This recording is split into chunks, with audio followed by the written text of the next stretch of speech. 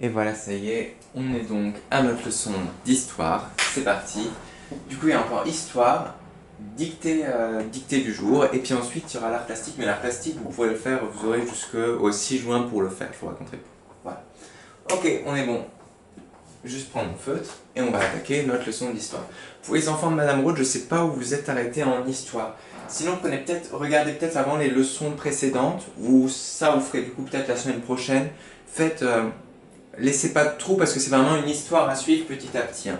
Ok. Du coup, regardez sinon les vidéos précédentes.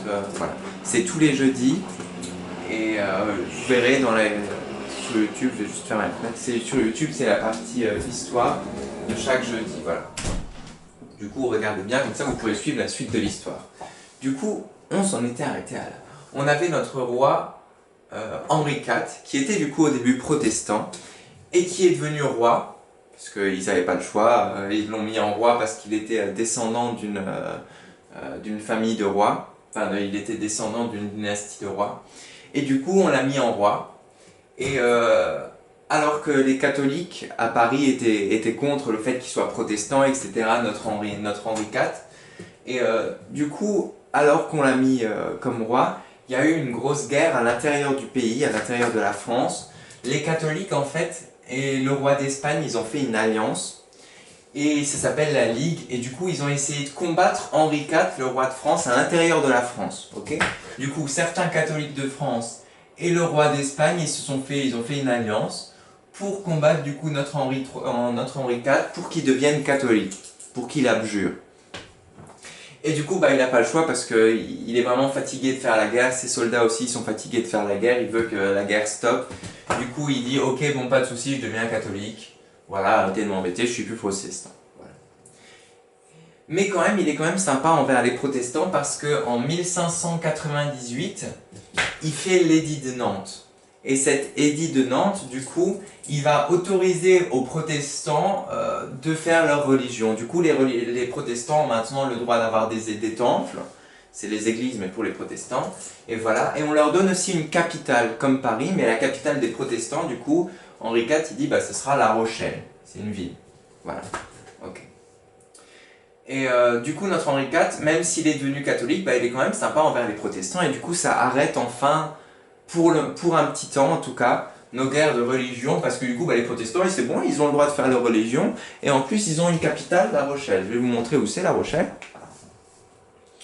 Voilà, la France. On a donc notre France ici, et La Rochelle, c'est ici, c'est au-dessus de Bordeaux. Voilà. Voilà. Voilà. Et du coup, voilà. Et notre Henri IV aussi, comment dire, il développe un peu la France. En fait, sous son règne, la France a vraiment beaucoup de sous. Et c'est bien parce que du coup, beaucoup de gens en France peuvent manger du coup de la viande, par exemple le dimanche. À l'époque, ils mangeaient très peu de viande. Hein. Il y en a qui mangeaient des fois plusieurs semaines juste des légumes, enfin juste des graines ou des choses comme ça. Et ben là, sous Henri IV, les gens pouvaient manger de la viande le dimanche, à peu près tout le monde. Voilà. C'est ce qu'il voulait. Du coup, en fait, il a amélioré l'agriculture, il a créé des nouvelles routes pour que du coup les paysans puissent plus rapidement et plus facilement amener leurs graines, etc. Et en plus, du coup, il a favorisé les paysans, il leur a donné moins d'impôts à payer, etc., etc. Et aussi, il a favorisé l'industrie. L'industrie, c'est-à-dire les usines de l'époque, bon, ça s'appelle des manufactures, c'est-à-dire qu'à l'époque, il n'y avait pas de machine, ils faisaient tout à la main, manufacture, main dedans. Et du coup, il a favorisé le commerce de la soie. Alors, regardez, je vous ai déjà rappelé ce que c'était la soie, mais juste un rappel. C'est, voilà, ce tissu qui est très, très joli et qui est fait à partir d'un cocon d'insectes. Voilà. Qu'on va bouillir, etc., etc. Bon, bref. Et voilà, du coup, tout est bien, entre guillemets, à peu près en France. Après, il y a toujours ça ne peut pas être parfait en France. Voilà. Mais du coup, il est tué par un catholique qui s'appelle Ravaillac. Et du coup, il meurt en 1610, notre Henri IV. Et on s'était arrêté là. Ensuite, il y a le bazar. Un peu. Déjà, en Europe, il commence à faire froid. Parce qu'en fait, il y a un souci. C'est que... Attendez, je vous montre ça. on est dans une période en histoire qu'on appelle le petit ère glaciaire. En fait, ça, je vous montre. Ça, ce petit graphique-là, il vous montre les glaciers en France, c'est-à-dire les endroits où il y a beaucoup de glace, en fait. Bon, la quantité de glace en France, c'est-à-dire plus il y a de glace, plus il va faire froid. Vous êtes d'accord avec moi? Ok. Bah là, c'est les endroits justement où il y a plus de glaciers. Et là, on est dans une période entre 1350 et 1850 à peu près, où des fois il y a des pics où il fait très froid. Par exemple, ici, là, vers 1600, où on en est là, bah, il fait très froid. Et du coup, avant, ça va, il faisait pas trop froid. Mais là, il fait très froid pendant la période là et jusque... Voilà. Et du coup, bah, les gens ont froid déjà. Et en France, vous pouvez voir par exemple des glaciers à des endroits comme... je vais vous montrer. Ça, c'est des photos de l'époque. Mais voilà, des photos d'artistes, enfin des images d'artistes du coup. Voilà. Ici, on pouvait voir un glacier, c'est-à-dire dans une vallée. Voilà, tout ça, on voit rarement ça en France maintenant, hein, parce qu'il fait très chaud. Bah, à l'époque, on pouvait voir ça, c'est-à-dire des coulées de glace.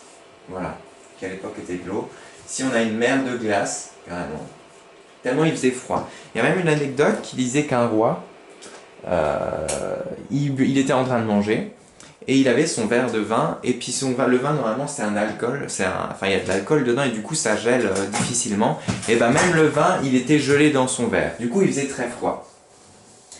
Et du coup, s'il fait froid, bah, les gens soit meurent de froid, ou meurent de faim parce qu'il n'y a pas assez de beau temps, entre guillemets, pour que les fleurs, les plantes, etc. puissent... Je vous ai dézoomé, c'est ça? Ouais, pardon. C'est ça. Ok.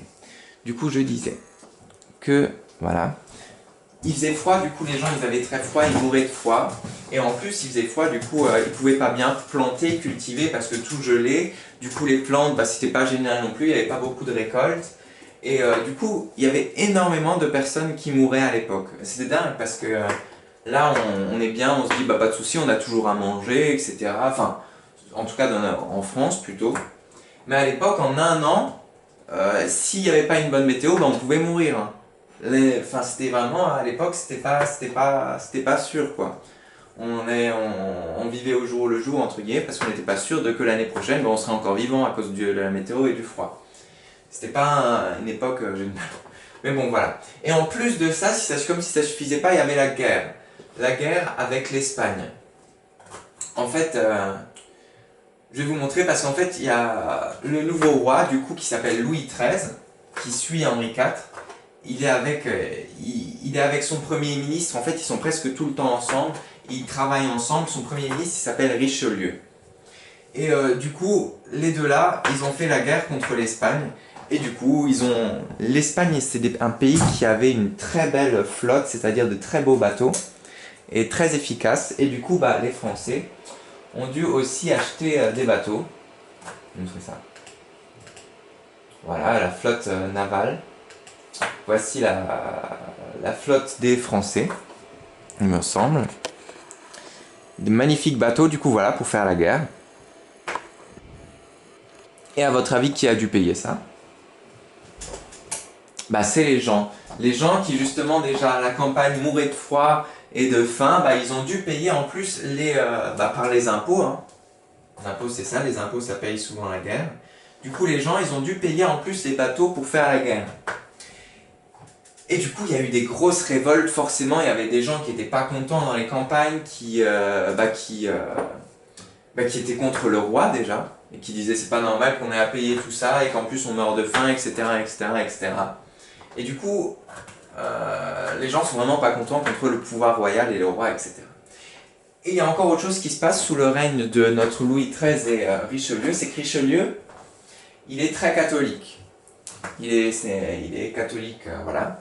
Et du coup, il a peur, entre guillemets, que les protestants prennent le pouvoir en France. C'est sa peur. Il a peur que les protestants qui sont à La Rochelle, du coup, qui ont pour capitale La Rochelle, prennent le pouvoir en France. Du coup, ce qu'il fait, c'est qu'il a décidé de faire la guerre à La Rochelle. voici, alors attendez, un petit zoom, voilà. Il va décider, voici la carte du siège de La Rochelle. En fait, il va décider de faire la guerre à La Rochelle et à reprendre la capitale et à faire que ce soit de nouveau une ville catholique. Parce qu'il a peur que les protestants aient plus de pouvoir politique en France, etc. Et qu'ils viennent l'embêter, etc. Du coup, ici on voit la ville de La Rochelle. Ils ont mis il me semble, un barrage pour pas que des bateaux puissent arriver pour leur apporter de la nourriture, etc. Ils ont mis en plus ici on a les routes normalement, qui viennent, du coup les gens de la campagne qui viennent leur apporter de la nourriture, etc. etc. Ben, ils ont construit une muraille comme ça, on voit bien, pour empêcher justement les gens de rapporter à manger, etc. à La Rochelle. Et du coup ils ont fait la guerre, mais en fait ils ont juste attendu pendant 14 mois, il me semble que c'était 14 mois, je crois, que La Rochelle tombe tout seul, parce que les gens, il y en a pas mal qui sont morts de faim, qui sont morts de maladie, etc. Et du coup ils avaient juste à attendre, à se mettre autour, à empêcher les gens de ramener de la nourriture, etc. Et puis ils ont attendu un peu, et puis quand c'était horrible, hein. Mais voilà, du coup les gens de La Rochelle ont dit c'est bon, on abandonne, on a trop de morts, on a faim tout le monde, etc. Et du coup, La Rochelle est redevenue une ville catholique. Mais les protestants, quand même, ont gardé leur droit d'avoir une religion, d'avoir leur religion, de prier, d'avoir des temples, etc. Mais ils ont perdu cette capitale qui s'appelle La Rochelle. Du coup, les protestants, ils sont moyennement contents, quoi. Voilà. Pardon, je vous ai encore zoomé. Faut pas que j'oublie de vous... Ah, purée, j'ai plus beaucoup de batterie. Bon, j'espère que ça tiendra pas, mais bon, c'est pas grave. On fera une deuxième partie. Alors, du coup... oui, ce que je disais, du coup, les protestants ont perdu leur capitale, La Rochelle. Du coup, ils sont pas contents. Et là va arriver enfin notre roi d'après qui s'appelle Louis XIV. C'est logique, on avait Louis XIII et Richelieu. Maintenant, on a Louis XIV, on va voir ce qu'il fait. Le titre de la deuxième partie est donc, je vous rappelle juste l'exercice qu'on fera aujourd'hui, parce qu'à chaque fois, il y a un exercice et la leçon. L'exercice, ce sera la leçon avec des trous et il faudra compléter les trous avec des mots. Voilà, du coup, vous allez devoir bien écouter ce que je dis pour pouvoir faire votre leçon correctement, etc. Voilà. Du coup, le titre, ça s'appelle Louis XIV subit. Eh ben, parce qu'en fait, vous avez vu tous les révoltes, etc. C'est Louis XIV qui va en partie les subir. Voilà. Je vais juste... je vais mettre la caméra à charger. Mais pas de souci, vous pouvez avancer la vidéo. Du coup, ça ne me prendra pas beaucoup de temps. J'ai juste à prendre ça.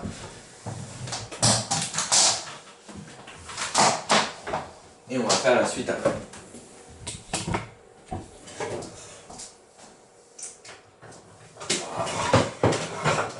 Ok. Ouais, bon.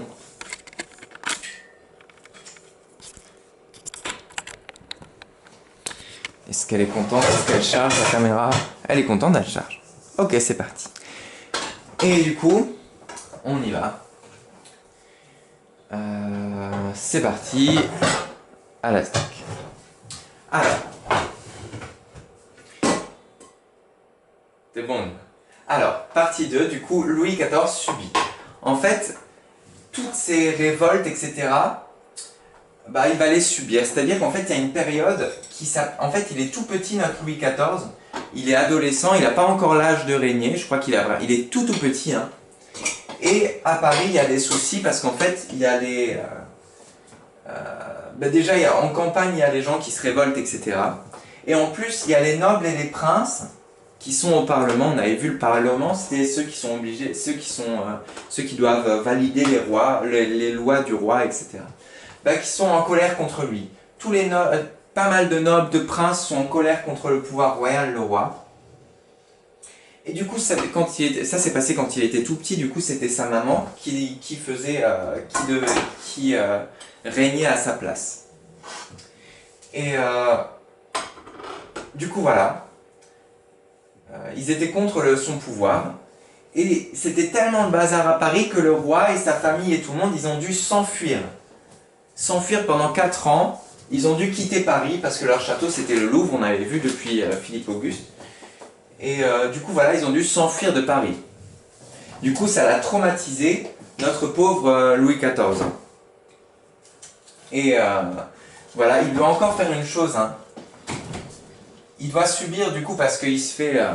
il doit fuir Paris avec sa famille parce que c'est trop le bazar. Et en plus, il doit se marier. J'ai oublié de le noter. Je vais le noter. Voilà. Il doit se marier, et il doit se marier avec la fille du roi d'Espagne qui s'appelle Marie-Thérèse.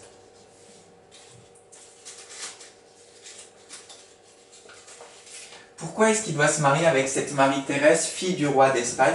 C'est pour, en échange, le roi d'Espagne lui a proposé un marché. Il lui dit, bon, si tu te maries avec ma fille Marie-Thérèse, j'accepte qu'on arrête la guerre et que ça aille mieux en France. Il a dit, d'accord, je veux bien me marier avec votre fille Marie-Thérèse. Du coup, voilà. Il se marie avec Marie-Thérèse et ça fait fin, ça donne la fin, en tout cas, aux guerres d'Espagne. Du coup, notre pauvre Louis XIV, pour l'instant, tout ce qu'il a eu pendant son règne, c'est il a dû fuir Paris et il a dû se marier à quelqu'un que il n'avait pas le choix, quoi. Il a dû se marier à Marie-Thérèse d'Espagne. Ok. Mais il va passer à l'action un moment. Et là, on arrive dans notre partie 3. Il passe à l'action. Déjà, il n'était pas du tout content des nobles, des princes, etc., qui l'ont embêté, qui l'ont forcé à fuir Paris avec sa famille quand il était petit. Du coup, il va dire, moi le roi, je suis... c'était la tradition à l'époque, c'est vrai qu'il pensait que le roi était élu par Dieu. Il pensait que Dieu choisissait le roi. Voilà. Du coup, il en a profité, notre Louis XIV. Il a dit, moi je suis un roi divin, c'est-à-dire je suis un roi presque sacré. Ok?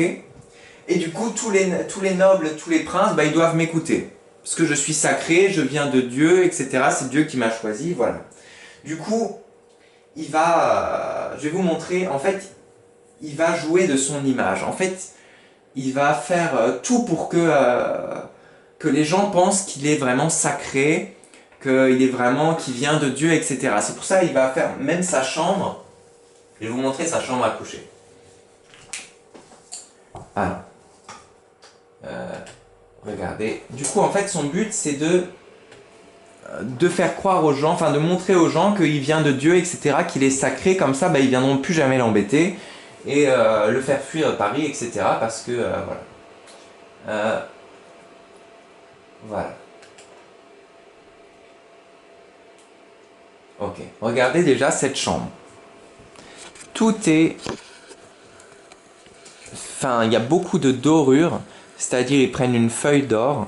Enfin, tout est fait en feuille d'or, en fait c'est de l'or très fine qu'on vient peindre sur les murs. En fait c'est en or, enfin, c'est de la feuille d'or, c'est-à-dire c'est juste recouvert un peu d'or. Et voilà, et ça c'est fait, tout ça, le fait qu'il y ait de l'or, que ce soit très beau, etc., c'est pour montrer aux gens que regardez, le roi, il a été effectivement choisi par Dieu. C'est vrai qu'on se dit, waouh, c'est magnifique, forcément le roi, il doit être forcément élu par Dieu pour avoir un truc aussi beau, voilà.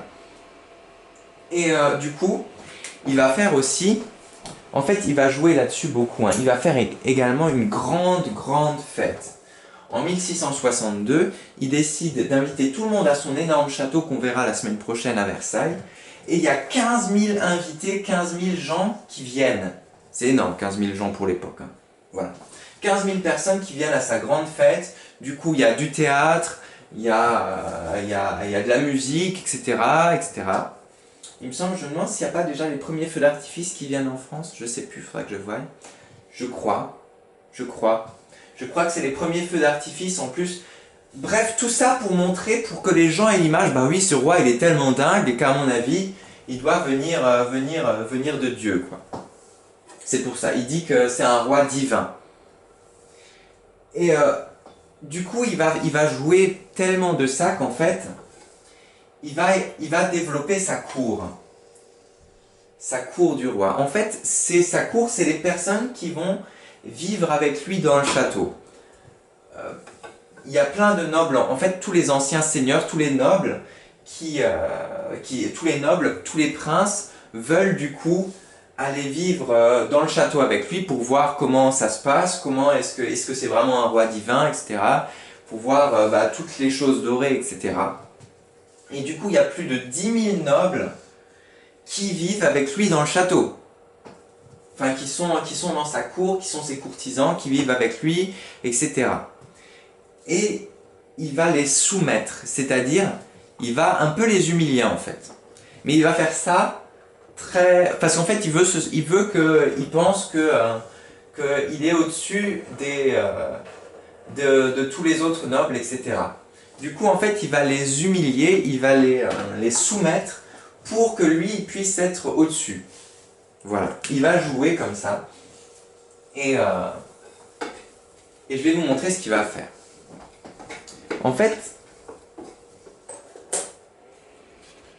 il va jouer par exemple de ça. Regardez, c'est ce qu'on avait vu avant, c'était son lit, etc. Pourquoi, à votre avis, il y a une rambarde comme ça, un peu de sécurité?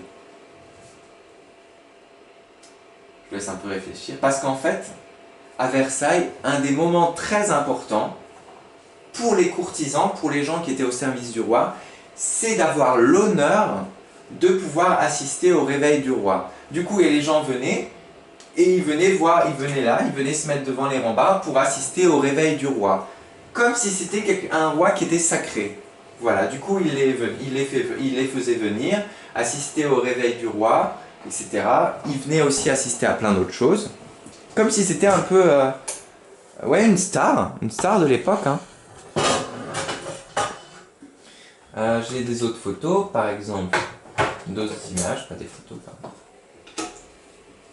Voilà, ça c'est un exemple de spectacle qui pouvait y avoir à l'époque. Bon, ça c'est une reconstitution, et voilà, on voit bien qu'il y avait le roi au centre qui montrait avec des lumières comme ça pour montrer qu'il venait vraiment... Bon, bref.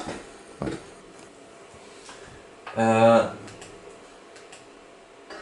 Est-ce que j'ai d'autres? Normalement, j'ai plein d'autres choses. Voilà, c'est pour ça qu'on l'appelle le roi soleil, c'est parce que toute cette or, etc., ça donnait vraiment l'impression que c'était un dieu, etc., et que, voilà. Enfin, pas un dieu, mais qu'il était choisi par Dieu.